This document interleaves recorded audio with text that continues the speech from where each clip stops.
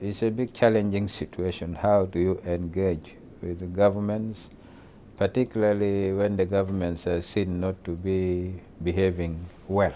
It's always very difficult, and some organizations, many of actually try to avoid the government. In South Sudan, we see there's international organizations.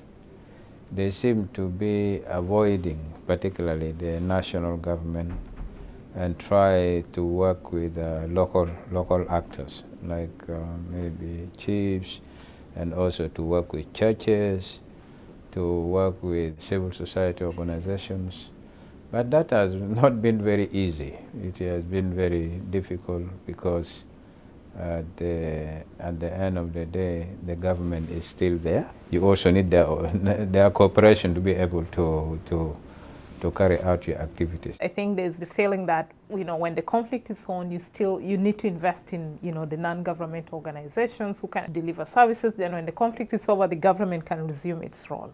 But that is not necessarily true. I guess what we're learning is that these two can work side by side to some extent until some point, because there are services that, while government can provide, but where government is unable to, you can still invest in non-state actors or the non-governmental organizations to continue to provide those services, while the government could maintain more regulatory role around how services and provide policy directions. We tend to equate state building with central government strengthening, and I think increasingly we're recognising that it's a much broader concept than that services are provided by hybrid providers. That might be the church, for instance, in DRC, it might be warlords and elites in places like Afghanistan, South Sudan, it might be chieftaincy or customary structures in places like Sierra Leone. Without acknowledging the existence of those actors, designing your programming around state building without those in mind is kind of setting yourself up for failure, or at least bad service delivery, because it's not understanding how the system actually works in practice. Everybody says the government is not working, the state isn't working in Congo. So these people, all their lives, they have just seen governments that were exploitative, civil servants that didn't do their job properly. And nonetheless, people have a very strong idea of what a state should be and what it could be.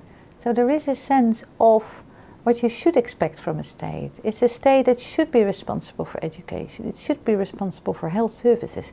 And I think that's very important, because when the whole population has these kind of images around what a state could look like, I think that already gives a level of legitimacy to all kind of programs you can have to support a state and make it work more properly like a state.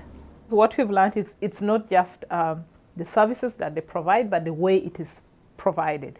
Can we enable government put in place, grievance mechanisms that when services don't work, people can come in and, report, and their concerns can be listened to? Can we enable population be more, hold the government and make the government more accountable, for the services that are being provided? Can we ensure that governments really engage and work with the community right from the stage of the design, thinking through what has to be done, to the final stage of delivering a service, that the community is a key participant and not just a recipient?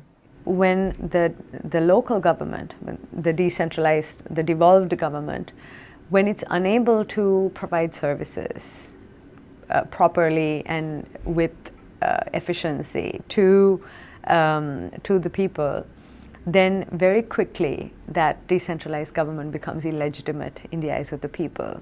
You see that happening in Sri Lanka even now. They start preferring almost the authoritarian government that took control of everything, control the money, everything, although it was highly repressive, but they almost start to revert.